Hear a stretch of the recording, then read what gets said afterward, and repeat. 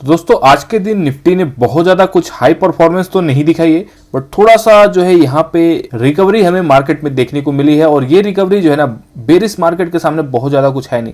देखो यहाँ पे एक बॉक्स सा फिर आपको बनता हुआ दिखेगा एंड इसी रेंज में निफ्टी फिर से ट्रैवल कर रहा है। हालांकि इस रेंज से कई बार आपको लगेगा कि नीचे ब्रेकडाउन हो गया, बट ये अभी एक्चुअल में हुआ नहीं। 2 दिन से फिर से थोड़ी सी रिकवरी हमें थोड़ी थोड़ी देखने को मिल रही है। और इस रिकवरी के साथ ही कुछ ईटीएफ में है ना, आज के दिन काफी तेजी देखने को हमें मिली है। तो 5 ईटीएफ को डिस्कशन करेंगे जहां पे 2% से ज्यादा की हमें तेजी देखने को मिल रही है। और पहला ईटीएफ जो है यहाँ पे मोमेंटम 50 ईटीएफ है। अब मोमेंटम 50 ईटीएफ की कल भी एनालिसिस मैंने आपको बताई थी कि हाई वोलेटाइल ईटीएफ में आता है। एंड जब से लॉन्च हुआ ना, इसका देखो लॉन्च का टाइम जो है गलत रहा। एक्चुअल में जब से लॉन्च हुआ तब से ये करेक्शन देख लो आप, एक तरह से तो ये 24% का करेक्शन नीचे लगा के जा रहा है और अभी भी इसमें 22% की करेक्शन है। तो मोमेंटम है, मोमेंटम मैंने आपको कल भी बताया था कि दो धारी तलवार की तरह काम करता है। अगर ये ऊपर तेजी से भागता है मोमेंटम में, फिर ये नीचे भी ना डबल मोमेंटम के साथ आता है। ये मोमेंटम में आपको ध्यान रखना पड़ेगा।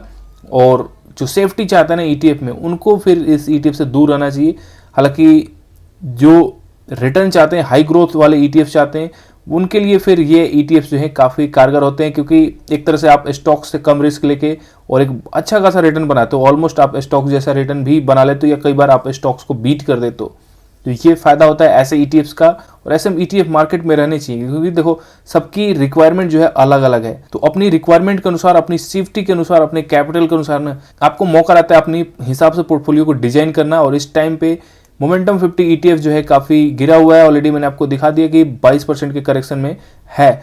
तो इसको देखा जा सकता है। देखो यहाँ पे वही लोग जाना जो कि बिल्कुल जिनको ड्रॉ डाउन से कोई दिक्कत नहीं है, क्योंकि ड्रॉ डाउन जो है ये 40% भी इजीली जा सकती है। ऑलरेडी 20% हो चुका है और 20% ये फर्दर जा सकता है। मैं डरा नहीं रहा हूँ, बट ये जाने को जा सकता है क्योंकि इसके अंदर ऐसा पावर है। बात करें बल्क बाइंग की, तो बल्क बाइंग अभी भी कोई उतना बड़ा मौका नहीं है। हाँ, जैसे 1 लाख 1.5 लाख की क्वांटिटी लगानी है तो वो लगाया जा सकता है। अगेन मैं आपको इस हिसाब से बोल रहा हूँ कि आप इस ईटीएफ में 5 लाख एटलीस्ट इन्वेस्ट करने वाले हो, उस हिसाब से मैं आपको बता रहा हूँ। अदरवाइज परसेंटेज बेसिस पे बोलूँ तो मैं यहाँ पे 30 से 40% जो है ना, वो रिकमेंड करूंगा कि आप इसमें एट ए टाइम बाय कर सकते हो। यानी कि इतना 40% जो है वो आप एक बार में लगा सकते हो अभी। और यही गिरावट अगर 30% चली जाती है तो फिर आप 70% भी जा सकते हो, क्योंकि वहां से फर्दर 10% नीचे जाना मुश्किल होता है 30% से नीचे।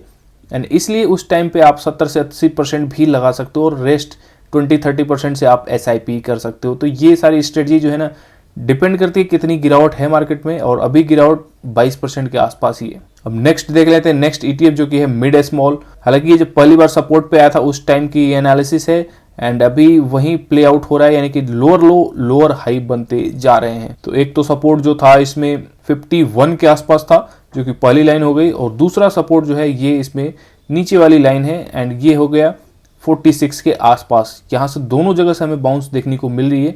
और गिरावट एक बार देख लेते हैं, क्योंकि गिरावट जो है वो जरूरी है चेक करना कितनी गिरावट इस ईटीएफ में है। 13% की गिरावट है। मिड और स्मॉल जो है, यानी कि ये कॉम्बिनेशन है स्मार्ट बीटा ईटीएफ। एक्चुअल में ये मेरा एसिड की तरफ से आता है। Mid cap and small cap 400, momentum 100, momentum quality 100। तो इसमें क्वालिटी और मोमेंटम दोनों फैक्टर है। ओनली मोमेंटम के बेसिस पे काम नहीं करता, एक फंडामेंटल फैक्टर भी यहाँ पे क्वालिटी वाला भी लगा दिया गया है, जिसके कारण देखो गिरावट में कितना हेल्प कर रहा है। यही होता है अलग अलग स्मार्ट बीटा फैक्टर्स को यूटिलाइज करना। और इस टाइम पे गिरावट में अगर क्वालिटी काम कर रहा है, क्योंकि क्वालिटी वाले स्टॉक्स रहेंगे वो कम गिरेंगे। और इस इंडेक्स ने अच्छे पिक भी किए हैं। हालांकि इस ईटीएफ में बहुत ज़्यादा पुराना डेटा तो नहीं है कि इसके एनालिसिस हम कर पाएँ, बट एनएससी के रिटर्न पे अगर सीएजी रिटर्न देखोगे ना, तो ये 20% से आपको ज़्यादा का देखने को मिलेगा, जो कि लॉन्ग टर्म में एक अच्छा खासा रिटर्न माना जाता है। अच्छे खासे म्यूचुअल फंड्स को आप बीट कर पाओगे 20% सीएजीआर रिटर्न के साथ। तो इस ईटीएफ ने निकाल के दिखाया है। और अभी गिरावट के हिसाब से देखें तो 13% गिरावट बहुत ज़्यादा तो नहीं दिखेगी। मोमेंटम जो ईटीएफ ओनली मोमेंटम फैक्टर पे आपने देखा, मोमेंटम 50 22% गिर चुका है। तो उसके हिसाब से तो ये बहुत ही कम गिरा है। और उसी परसेंटेज वाइज में अगर किसी को एसआईपी करना है तो फिर 10-20% लगा के एटलीस्ट कैपिटल, फिर बाकी जो है आपका कैपिटल उससे आप कंटिन्यूअस बेसिस पे एसआईपी करते रहो, तो वो भी एक अच्छी स्ट्रेटजी यहाँ पे हो जाएगी। एंड गिरावट इसमें कितनी होगी ये कोई नहीं बता सकता, जब तक निफ्टी का मार्केट जो है, निफ्टी यानी कि ब्रॉडर मार्केट जो है नीचे इस तरह से लोअर लो बनाते हुए चल रहा है, फिर प्रॉब्लम हो सकती है इस ईटीएफ को ऊपर जाने में। लेकिन एक बार मार्केट जो है अपना स्पीड पकड़ता है, यानी कि ऊपर ट्रेंड चेंज करता है अप साइड में, फिर यहाँ पे मिड कैप और स्मॉल कैप वाली कैटेगरी है, तो ये थोड़ा सा हाई ग्रोथ की तरफ चलने की कोशिश करेगा एंड मोमेंटम से चलेगा कि मोमेंटम फैक्टर है इसमें। तो देख सकते हो जिसको mid cap and small cap का कॉम्बिनेशन चाहिए। बाकी स्ट्रेटजी जो है इसमें थोड़ी सी मॉडिफाइड होकर चलेगी SIP वाली, इसमें अभी भी कोई बल्क बाइंग का मौका नहीं है। अब देख लेते हैं मोमेंटम 30। अब ये जो इंडेक्स है ना, पिछला वाला आपने देखा था मोमेंटम 50। मोमेंटम 50 क्या था, निफ्टी 500 इंडेक्स में से 50 स्टॉक्स छांटता है, लेकिन ये जो है मोमेंटम 30 ये निफ्टी 200 के जो टॉप 200 की कंपनियां उसके अंदर से मोमेंटम वाली कंपनियों को निकालता है, जो कि 30 कंपनियां ही रहती हैं, 30 स्टॉक्स रहते हैं। और ये भी मोमेंटम फैक्टर, देखो मोमेंटम फैक्टर जो है कोई इसमें फंडामेंटल फैक्टर तो है नहीं, प्योर मैथमेटिकल बेस्ड पे चल रहा है। और उसके चलते ये भी देखोगे तो 23% का नीचे लो लगा चुका है और ऑलरेडी अभी भी 21% की इसमें गिरावट है। तो गिरावट बहुत ज्यादा 20% से ऊपर निकल चुका है। धीरे धीरे मार्केट आप देख रहे हो, आपके सामने कंटिन्यूस बेसिस पे हम लोग एनालिसिस कर रहे हैं गिरावट किस तरह से 5%, 10%, 20% हुई। तो इसलिए मैंने बोला था कोई भी गिरावट जो है ना वो आपको नहीं पता चलेगा, ये जब 50 के मूविंग एवरेज पे आएगा, जैसे मान लो 50 यहाँ पे चल रहा है, तो गिरावट तो होगी यहीं से, पहले शुरुआत होगी 5% से, लेकिन कौन सी गिरावट ये इतना नीचे आ जाएगी ये किसी को नहीं पता। इसलिए हर गिरावट को सस्पेंस के हिसाब से देखना है और उसमें SIP वाली ही स्ट्रेटजी लगानी है, क्योंकि यहाँ पे अगर बड़ा पैसा फंस गया तो फिर जो नीचे अपॉर्चुनिटी आती है ना इस टाइम पे, ये आप अपॉर्चुनिटी मिस करते हो। और ये मेरा शुरू से फोकस रहा है इस चैनल पे कि आपको हमेशा वैसी स्ट्रेटजी बताई जाए ताकि आप फंसो ना। टॉप पे हमेशा मैंने आपको अवॉइड करा है, सिंपल आपको ट्रेंड लाइन का या चैनल बना के मैंने दिखाया किस तरह से चैनल काम करता है। यहाँ पे देखो सिंपल आपके लिए मैंने एक चैनल क्रिएट कर दिया। अब चैनल क्रिएट करना बहुत बड़ी बात नहीं होती, इस चैनल से आप देखोगे ये हमेशा इसी टाइप से ट्रेड किया हुआ है इस चैनल में ही, एंड फाइनली ये चैनल ब्रेक डाउन होता है। इस चैनल को आगे खींचोगे तो ये चैनल ब्रेक डाउन होता है एंड उसके बाद गिरावट किस तरह से आपको देखने को मिलेगी। अब ये जो गिरावट है फिर से एक चैनल में हो रही है। ये चैनल जो है ना काफ़ी इंपॉर्टेंट होते हैं, सिंपल एक ट्रेंड लाइन होता है इसमें और कुछ ज़्यादा नहीं होता। देखो ये जो है 2 ट्रेंड लाइन हमें दिख रही है और यही अगर आप नीचे से इसके लाइन खींचोगे तो यहीं पे आपको सपोर्ट भी देखने को मिलेगा। तो एकदम साफ साफ आप देखो इस चैनल में ट्रेंड कर रहा है। अब इस चैनल से इसको सपोर्ट पे यहाँ पे एक बारी है ऊपर जाने की। अब ये ऊपर कितने दिन में जाएगा किसी को नहीं पता, वापस नीचे इसी चैनल से वापस ये आ सकता है इजीली।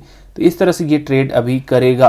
तो काफ़ी सिंपल स्ट्रेटजी मैंने आपको बता रखी है, थोड़ा सा प्राइस एक्शन यूज करो, काफ़ी फायदा आपको होने वाला है, क्योंकि देखो ये सपोर्ट रेजिस्टेंस आप इजीली निकाल पाओगे। तो यहाँ भी किसी को लमसम करना है तो लमसम 20% में देख लो आप। मेरे हिसाब से अभी 40% के आसपास लमसम जो है वो लगाना चाहिए, यानी कि लमसम का कुल 40%, बाकी 60% से आप डेली बेसिस पे इसमें SIP कर सकते हो, या तो जिस दिन और गिरावट होती है, या यहाँ से फर्दर 5-10% हो जाते हैं तो फिर रेस्ट 60% आप लगा के आराम से बैठ सकते हो। तो मोमेंटम में ये काम किया जा सकता है। और उसके बाद देखते हैं Tata Nifty India digital.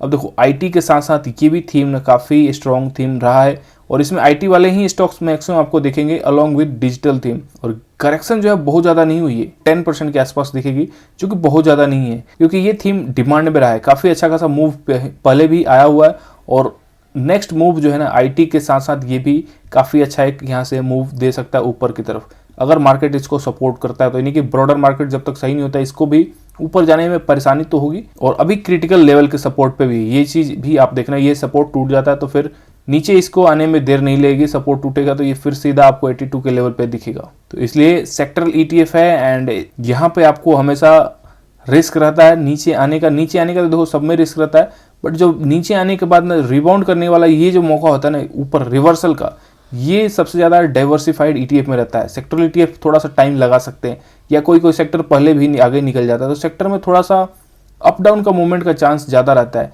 But आपको इस चीज़ों से हटना है, बचना है, तो फिर आप मल्टी सेक्टरल ETF और डाइवर्सिफाइड ETFs को सेलेक्ट कर सकते हो, जहाँ पे ये सब चांसेस जो है वो निगेट हो जाएंगे।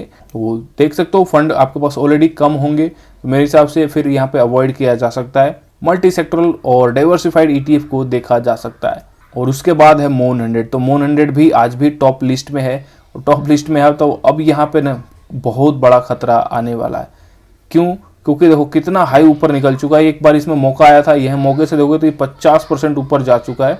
देखो यहाँ से 52% के आसपास ऊपर आपको देखने को मिलेगा। ये रिटर्न आपको यहाँ पे देख पाओगे 52%। एंड 52% ही नहीं, अभी क्या है ये शार्प रिकवरी भी दिखाया, तो शार्प सेल ऑफ भी इसको नीचे देखने को हमें मिल सकता है। इसलिए इसमें अभी बच के रहना। मोन 100 को लालच में आके खरीद नहीं मत लेना। अब सीधा रेसिस्टेंस पे, एकदम एग्जैक्टली रेसिस्टेंस पे है 217, तो क्लियर कट अवॉइड का कॉल है। यहाँ पे कोई बाइंग और सेलिंग टिप्स मैं नहीं दे रहा हूँ, बट यहाँ पे क्लियर मैं आपको बता रहा हूँ सपोर्ट एंड रेसिस्टेंस के हिसाब से कि ये सिंपली अवॉइड वाला जोन है। आई होप कि इस चीज को आप समझ रहे होंगे कि रेसिस्टेंस से सेलिंग आती है। यहाँ से ब्रेकआउट भी हो सकता है, तो देखो ब्रेकआउट हो गया वो आपका लक है, बट अगर यहाँ से नीचे आया ना तो फिर आप बहुत बुरी तरह फंसोगे, क्योंकि ओवरऑल मार्केट का ट्रेंड जो है फिर वो चेंज हो सकता है यहाँ से। एंड टॉप से नीचे आने पे आपको पता है कि ये 20-30% तो आराम से नीचे आ जाएगा, तो ये रिस्क है। एंड इसलिए मून 100 जो है काफी दिनों से ट्रेंड में भी है, तो ऐसे ट्रेंड को अब जब छूट गई ट्रेंड तो फिर इसमें ऐसे कूद के नहीं भागना चाहिए, क्योंकि फिर पता है आपको चलती ट्रेंड में अब चढ़ोगे तो क्या होने वाला है।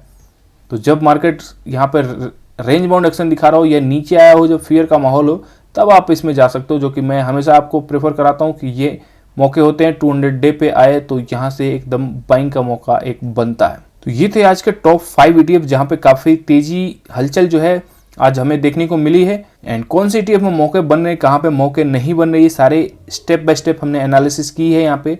तो आई होप कि ये एनालिसिस आपको इन्फॉर्मेटिव लग रही होगी, काफी कुछ सीखने को मिल रहा होगा। चलो मिलते हैं नेक्स्ट वीडियो में।